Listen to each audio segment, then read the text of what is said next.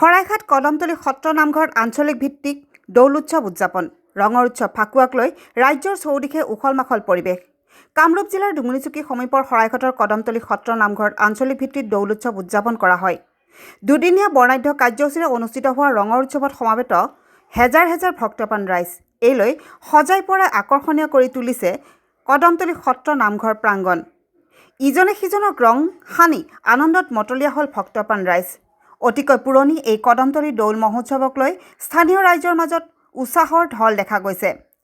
আজি ৰাতিপুৱা স্বচ্ছ অভিযান, দেৱদৌলত পূজা স্থাপন, দেৱদৌলত গোসাঁই স্থাপন, নাগাৰ নাম পৰিৱেশন, সম্বৰ্ধনা অনুষ্ঠান ৰূপায়ণ কৰা হ'ব। কাৰ্যসূচীত মুখ্যমন্ত্ৰীৰ ব্যক্তিগত সহায়ক প্ৰাণজিৎ ডেকা, বিজেপিৰ ৰাজ্যিক কাৰ্যনিৰ্বাহক সদস্য কুলদীপ বৰুৱা সহ কেইবাগৰাকী বিশিষ্ট ব্যক্তি উপস্থিত থাকে। ইফালে ফাকুৱাৰ উৎসৱে সকলোৰে মাজত ভাতৃত্ববোধৰ এনাজৰী অধিক শক্তিশালী কৰাৰ লগতে অপায় অমংগল দূৰ হোৱাৰ কামনা কৰে দৌল উৎসৱ উদযাপন সমিতি আৰু কদমতলী সত্ৰ নামঘৰ পৰিচালনা সমিতিয়ে। News desk report, AIN live. দেখিছে লোকে লোকাৰণ্য হৈ পৰিছে আমাৰ এই কদমতলী সত্ৰ নামঘৰ। যোৱাকালিৰে পৰা বিভিন্ন ধাৰ্মিক মাংগলিক অনুষ্ঠানেৰে আমাৰ এই ঐতিহ্যমণ্ডিত কদমতলী সত্ৰ নামঘৰৰ আঞ্চলিক ভিত্তিত আয়োজিত এই দৌল উৎসৱ উদযাপন হৈ আছে। যোৱাকালি আৰিয়া প্ৰজ্বলনৰ যি এক আধ্যাত্মিক অনুষ্ঠান, তাৰ কাৰণে আঞ্চলিক ৰাইজে যি ধৰণে সহযোগ কৰিছে আপোনালোকে হয়তো দেখি আচৰিত হ'ব। আৰু আজিৰ এই যিটো অনুষ্ঠান দেৱী দৌলত গোসাঁই স্থাপন, এই অনুষ্ঠানটোত আপোনালোকে দেখিছে কি ধৰণে সকলো ৰাইজে স্বতঃস্ফূৰ্তভাৱে ওলাই আহি আমাৰ এই অনুষ্ঠানটিক সৰ্বাংগ সুন্দৰ কৰি তুলিছে।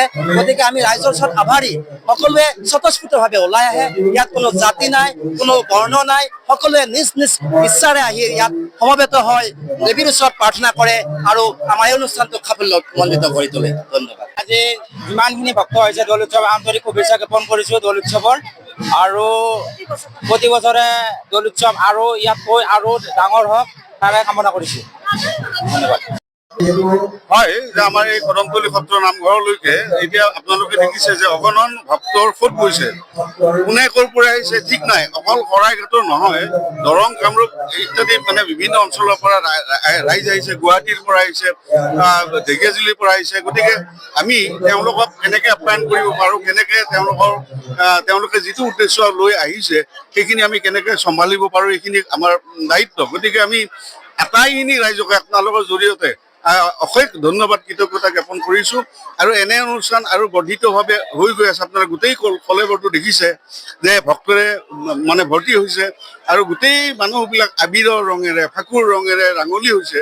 গতিকে এনে এটা উৎসৱৰ সময়ত আমি আপোনালোকক মানে কেনেকে জনাম যে কদমতলী সত্ৰ নামঘৰলৈকে যে অগণন ভক্তৰ সোঁত বৈছে। যোৱাকালিও হাজাৰৰ ততোধিক আৰিয়া প্ৰজ্বলিত হৈছে এই ঠাইতে। দক্ষিণ পাৰৰ যোৰা নাট্য দলৰ পাপৰি মিনি থিয়েটাৰৰ নাট্য অভিনয় হৈ গ'ল। গতিকে আজি নলবাৰীৰ পংকজ তালুকদাৰ ডাঙৰীয়াৰ খন্তেক পিছতে নাগাৰা নাম পৰিৱেশন হ'ব। গতিকে বিভিন্ন অনুষ্ঠান, ধৰ্মীয় অনুষ্ঠান এই দৌল উৎসৱত আমাৰ উদযাপিত হয়।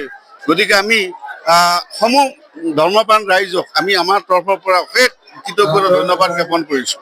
কদমতলীৰ সত্ৰ নামঘৰ প্ৰাংগণত উপস্থিত হৈ সঁচাকৈ নথৈ আনন্দিত হৈছোঁ আৰু অভিভূত হৈছোঁ। ইয়াৰ মানুহৰ যে ভক্তি দেখি আচৰিত হৈছোঁ। দৌল উৎসৱ আমাৰ বৰপেটাক বাদ দি আমাৰ এই অঞ্চলত দৌল উৎসৱ ইমান ধুনীয়াকৈ আমাৰ ডাঙৰকৈ পতা বা ইমান সঁহাৰি থকা মই প্ৰথম কদমতলীৰ সত্ৰ নামঘৰত প্ৰথম দেখিছোঁ। মই প্ৰথমবাৰৰ পৰা ইয়ালৈ আহিছোঁ, আহি মই সঁচাকৈ অভিভূত হৈছোঁ। অতি সুন্দৰ লাগিছে।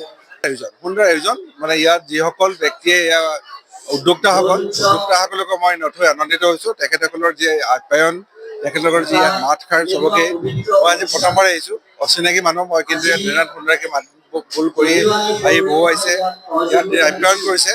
অতি সুন্দৰ, খুব ভাল লাগিছে। গোটেই পৰিৱেশটোৱে গোটেই ভাল লাগিছে। ইমান মহিলা ইয়াত স্বতঃস্ফূৰ্তভাৱে ওলাই আহি পেলাই বহি আছে, নাম চাবৰ কাৰণে মানে ৰখি আছে।